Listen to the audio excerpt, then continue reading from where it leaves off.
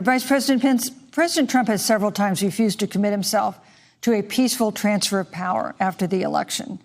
If Vice President Biden is declared the winner and President Trump refuses to accept a peaceful transfer of power, what would be your role and responsibility as vice president? What would you personally do? You have 2 minutes.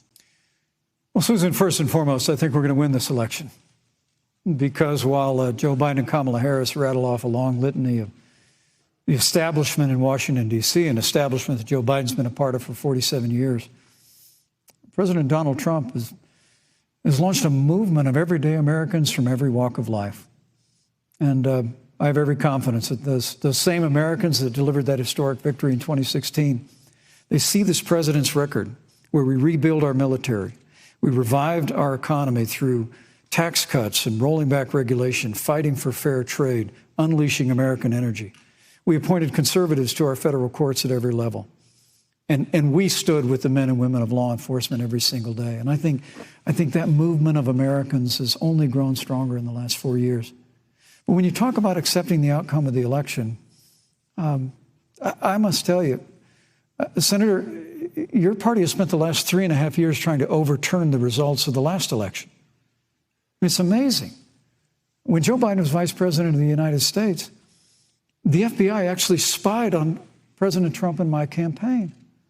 I mean, there were documents released this week that the CIA actually made a referral to the FBI documenting that those allegations were coming from the Hillary Clinton campaign. And of course, we've all seen the avalanche, what you put the country through for the better part of 3 years until it was found that there was no obstruction, no collusion, case closed. And then, Senator Harris, you and your colleagues in the Congress tried to impeach the President of the United States over a phone call. And now Hillary Clinton has actually said to Joe Biden that in her words, under no circumstances should he concede the election. So let me just say, I think we're going to win this election.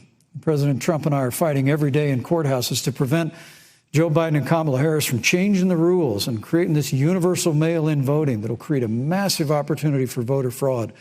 And we have a free and fair election. We know we're going to have confidence in it. And I believe in all my heart that President Donald Trump's going to be reelected for 4 more years. Hey, NBC News viewers, thanks for checking out our YouTube channel. Subscribe by clicking on that button down here and click on any of the videos over here to watch the latest interviews, show highlights, and digital exclusives. Thanks for watching.